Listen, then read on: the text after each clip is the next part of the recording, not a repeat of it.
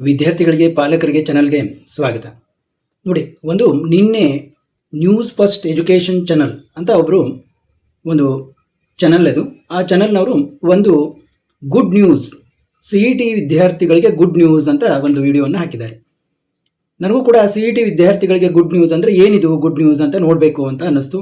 ಯಾಕಂದರೆ ಈಗ ವಿದ್ಯಾರ್ಥಿಗಳಿಗೆ ಈ ಒಂದು ನೀಟ್ ಪರೀಕ್ಷೆ, ರೀನೀಟ್ ಆದದ್ದು, ಹೀಗೆ ವಿದ್ಯಾರ್ಥಿಗಳಿಗೆ ಗುಡ್ ನ್ಯೂಸ್ ಅನ್ನೋದೇ ಇಲ್ಲ, ಎಲ್ಲ ಬ್ಯಾಡ್ ನ್ಯೂಸೇ ಇರ್ತದೆ. ಹೀಗಾಗಿ CET ವಿದ್ಯಾರ್ಥಿಗಳಿಗೆ ಗುಡ್ ನ್ಯೂಸ್ ಅಂದರೆ ಏನಿದು ಅಂತ ಆ ವಿಡಿಯೋವನ್ನು ನಾನು ನೋಡಿದೆ. ಅವರು ದೊಡ್ಡದಾಗಿ ಹೇಳ್ತಾರೆ, KA ಕಡೆಯಿಂದ CET ವಿದ್ಯಾರ್ಥಿಗಳಿಗೆ ಸಿಹಿ ಸುದ್ದಿ, ಗುಡ್ ನ್ಯೂಸ್. ಎಲ್ಲ ಇಂಜಿನಿಯರಿಂಗ್ ಮತ್ತು ಆರ್ಕಿಟೆಕ್ಚರ್ ಕಲಿಯುತ್ತಿರುವಂತಹ ವಿದ್ಯಾರ್ಥಿಗಳಿಗೆ ಒಂದು ಒಳ್ಳೆಯ ನ್ಯೂಸು ಅಂತ ಹೇಳ್ತಾರೆ.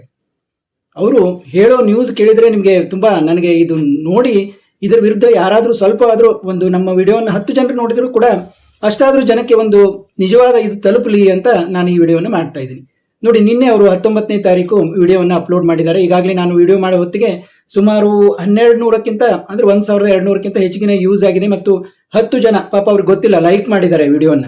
ಅವರು ಮೇನ್ ಈ ವಿಡಿಯೋದಲ್ಲಿ ಏನು ಹೇಳ್ತಾರೆ ಅಂತಂದರೆ, CET ಫೀಸು, CET ಮತ್ತು ಇದು ಇಂಜಿನಿಯರಿಂಗ್ ಮತ್ತು ಆರ್ಕಿಟೆಕ್ಚರ್ ವಿದ್ಯಾರ್ಥಿಗಳಿಗೆ ಎಲ್ಲ ಕಾಲೇಜು, ಡೀಮ್ಡ್ ಯೂನಿವರ್ಸಿಟಿಗಳಲ್ಲಿ ಫೀಸು 88,000, 88,000 ಫೀಸು ಅಂತ ಹೇಳ್ತಾರೆ. ಮತ್ತು ಈ 88 ಫೀಸಲ್ಲಿ ಈ ಸ್ಕಿಲ್ ಲ್ಯಾಬ್ ಫೀಸು, ಬೋಧನಾ ಶುಲ್ಕ ಎಲ್ಲ ಒಳಗೊಂಡಿದೆ, ಮತ್ತೇನು ಕೊಡಬೇಕಾಗಿಲ್ಲ ವಿದ್ಯಾರ್ಥಿಗಳು, ಓನ್ಲಿ 88,000 ಫೀಸು ಅಂತ ಹೇಳ್ತಾರೆ. ಮತ್ತು ಇನ್ನೂ ಒಂದು ಅವರು ಒತ್ತಿ ಹೇಳೋದಂದ್ರೆ KEA ಅಂತ ಹೇಳ್ತಾರೆ. ಅವರು KEA ಏನು ಅಂತಂದ್ರೆ ಕರ್ನಾಟಕ ಎಜುಕೇಶನ್ ಅಥಾರಿಟಿ. ಅವರು ಹೆಣ್ಮಗಳು ಹೇಳ್ತಾ ಇದ್ದಾಳೆ, ಇಲ್ಲಿ ನಿಮ್ಮ ಚಿತ್ರದಲ್ಲಿ ಕಾಣ್ಬೋದು.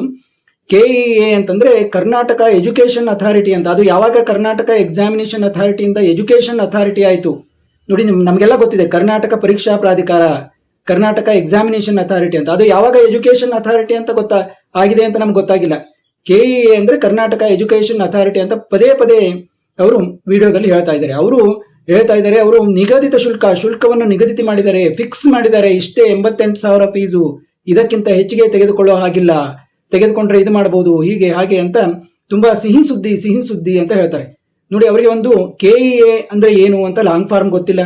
ಮತ್ತೆ ಶುಲ್ಕದ ಬಗ್ಗೆ ಈಗಾಗಲೇ ಆಪ್ಷನ್ ಎಂಟ್ರಿ ಮಾಡ್ತಾ ಇದ್ದೀರಾ. ಈ ವರ್ಷ ಅತ್ಯಂತ ನೀಟಾಗಿ ಎಷ್ಟು ಶುಲ್ಕ, ಯಾವ ಕೋರ್ಸ್ಗೆ ಎಷ್ಟು ಶುಲ್ಕ ಅಂತ ನಿಮಗೆ ಅಲ್ಲಿ ಆಪ್ಷನ್ ಎಂಟ್ರಿಯಲ್ಲೇ ಕಾಣ್ತಾ ಇದೆ.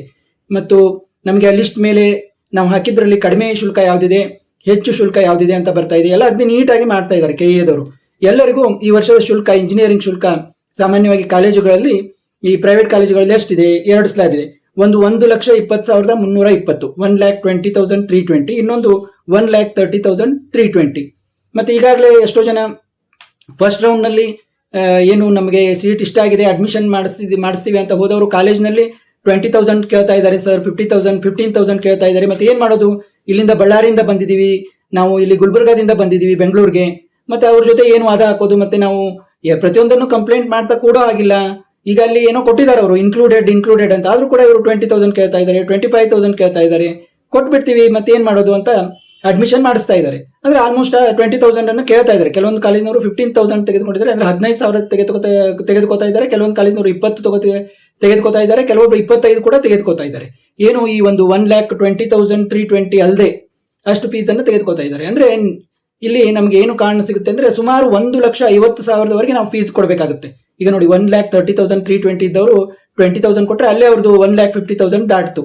ಹೀಗಿರುವಾಗ ಇವರು ಕೇವಲ 88,000 ಅಂತಂದ್ರೆ, ಈಗ ಯಾರು ಏನೋ ಮುಂದಿನ ವರ್ಷ ನಮ್ಮ ಮಗನಿಗೆ ಇಂಜಿನಿಯರಿಂಗ್ ಕಲಿಸ್ಬೇಕು ಅನ್ಕೊಂಡವರು, ಹಾಗಾದ್ರೆ 1 ಲಕ್ಷದ ಒಳಗೆ ಫೀಸ್ ಇದೆ, ಮುಂದಿನ ವರ್ಷ ಸ್ವಲ್ಪ ಜಾಸ್ತಿ ಆದ್ರೂ ಕೂಡ 1 ಲಕ್ಷದ ಒಳಗೆ ಇರುತ್ತೆ, 4 ಲಕ್ಷದಲ್ಲಿ ನಮ್ಮ ಮನೆಯ ಹತ್ರ ಅಥವಾ ನಮ್ಮ ಊರಲ್ಲೇ ಇರುವಂತ ಇದು ಇಂಜಿನಿಯರಿಂಗ್ ಕಾಲೇಜಿಗೆ ಹಚ್ಚಿದ್ರೆ ನಮಗೆ 4 ಲಕ್ಷದಲ್ಲಿ ಮುಗಿದ್ ಬಿಡುತ್ತೆ ಅಂತೆಲ್ಲ ಪ್ಲಾನ್ ಮಾಡ್ಕೋಬಹುದು. ಇವರ ಒಂದು ಏನು ನ್ಯೂಸ್ ಫಸ್ಟ್ ಎಜುಕೇಶನ್ ಚಾನಲ್ ಇವ್ರದ್ದು, ದೊಡ್ಡ ಒಂದು ನ್ಯೂಸ್ ಚಾನಲ್ ಇವ್ರದ್ದು.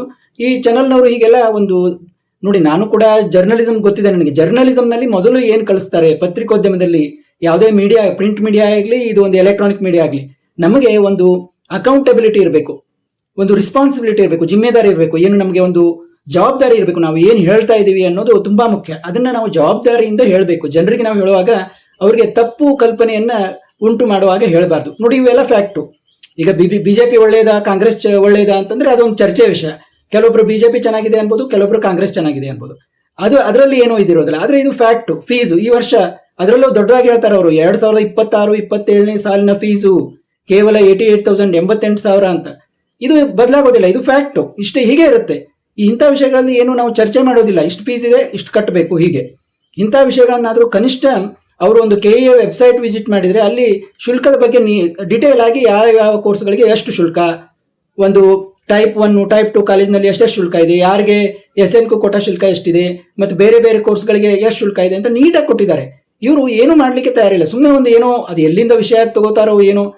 ಮತ್ತು ಅವರು ಇನ್ನೊಂದು ಏನಂದ್ರೆ, ಈಗ ನಾವು ಯಾರಾದರೂ ಕಾಮೆಂಟ್ ಮಾಡಿ ನೀವು ತಪ್ಪು ಹೇಳ್ತಾ ಇದ್ದೀರಿ ಅಂದ್ರೆ ಆ ಕಮೆಂಟನ್ನು ನೋಡೋದಿಲ್ಲ, ಯಾಕಂದ್ರೆ ಅವ್ರು ದಿವಸಕ್ಕೆ ಹಾಗೆ ತಾಸಿಗೆ ಒಂದು 2 ತಾಸಿಗೊಂದು ಹಾಗೆ ವಿಡಿಯೋಗಳನ್ನು ಹಾಕ್ತಾ ಇರ್ತಾರೆ, ಅವರು ಯಾವ ಕಮೆಂಟ್ಗಳನ್ನು ನೋಡೋದಿಲ್ಲ. ಆದ ಕಾರಣ ಆದಷ್ಟು ಈಗ ನಮಗೆ ಈಗ ನಾನು ಈ ವಿಡಿಯೋ ಉದ್ದೇಶ ಮಾಡಿದ್ರೆ ನಮಗೆ ಒಂದು ಏನು ತಪ್ಪು ಅಂತ ಕಂಡಾಗ ಆದ್ರೂ ನಾವು ಹೇಳಬೇಕು. ಯಾರಾದ್ರೂ ಒಂದು 2-3 ಜನ ಆದ್ರೂ ನೋಡಿದ್ರು ಹೀಗೆ ಇಂಥ ಚಾನೆಲ್ಗಳು ಹೀಗೆ ತಪ್ಪು ಸುದ್ದಿಯನ್ನ ಜನರಿಗೆ ಒಂದು ಬಿತ್ತರಿಸ್ತವೆ ಅಂತ ಗೊತ್ತಾಗಬೇಕು. ಯಾರೆಲ್ಲ ಈಗ CET ಕುರಿತಾಗಿ ವಿಡಿಯೋ ಮಾಡ್ತೀರಿ ಅವ್ರಿಗೆ ನಾನು ಏನ್ ಕೇಳ್ಕೊಳ್ಳೋದಂದ್ರೆ, ಇಂಥ ತಪ್ಪು ಸುದ್ದಿಗಳಿಗೆ ಜನರನ್ನ ಜಾಗೃತ ಮಾಡಿ, ನೀವು ಇಷ್ಟು ಫೀಸ್ ಇಲ್ಲ, ಇಷ್ಟು ಫೀಸ್ ಇದೆ ಅಂತ ನೀವು ಹೇಳಿ ಒಂದು ಸರಿಯಾದ ಮಾಹಿತಿಯನ್ನು ಕೊಡಿ ಅಂತ ನಾನು ವಿಡಿಯೋ ಮೂಲಕ ಹೇಳ್ತೀನಿ. ಮತ್ತು ಜನರೆಲ್ಲ ನೀವೇನು ಇಂಥ ವಿಡಿಯೋಗಳನ್ನ ನೋಡ್ತಿರಲ್ಲ, ಆಗ ತಪ್ಪದೆ ನಿಮ್ಗೆ ನಿಜವಾಗಿ ಗೊತ್ತಿದೆ ಅಂದ್ರೆ ಕಮೆಂಟ್ ಹಾಕಿ, ಹೀಗೆ ನೀವು ತಪ್ಪು ಮಾಹಿತಿಯನ್ನು ಕೊಡ್ತಾ ಇದ್ದೀರಾ ಅಂತ ಕಮೆಂಟ್ ಹಾಕಿ. ಅದರಿಂದಾದ್ರೂ ಅವರು ಎಚ್ಚೆತ್ತು ಸ್ವಲ್ಪ ನೋಡಿಕೊಂಡು ತಿಳ್ಕೊಂಡು ಒಂದು ವಿಡಿಯೋವನ್ನು ಮಾಡಲಿ ಅಂತ ನಾನು ಬಯಸ್ತೀನಿ. ಯಾಕಂದ್ರೆ ನನಗೇನು ವೈಯಕ್ತಿಕವಾಗಿ ಯಾವುದೇ ಒಂದು ಚಾನಲ್ ಬಗ್ಗೆ ಆಯಿತು, ವ್ಯಕ್ತಿಯ ಬಗ್ಗೆ ಆಗಲಿ ದ್ವೇಷ ಇಲ್ಲ. ಆದ ಕಾರಣ ಸರಿಯಾದ ಮಾಹಿತಿಯನ್ನು ತಿಳಿಸ್ಬೇಕು ಜನರಿಗೆ, ಅದರಲ್ಲೂ ವಿದ್ಯಾರ್ಥಿಗಳಿಗೆ, ಪಾಲಕರಿಗೆ ಇಂಥ ಒಂದು ಫೀಸ್ ಬಗ್ಗೆ ಸರಿಯಾಗಿ ತಿಳಿದುಕೊಂಡು ಹೇಳಬೇಕು ಅಂತ ನಾನು ಹೇಳ್ತೀನಿ. ಮತ್ತೆ ಮುಂದಿನ ವಿಡಿಯೋದೊಂದಿಗೆ ಭೇಟಿಯಾಗೋಣ.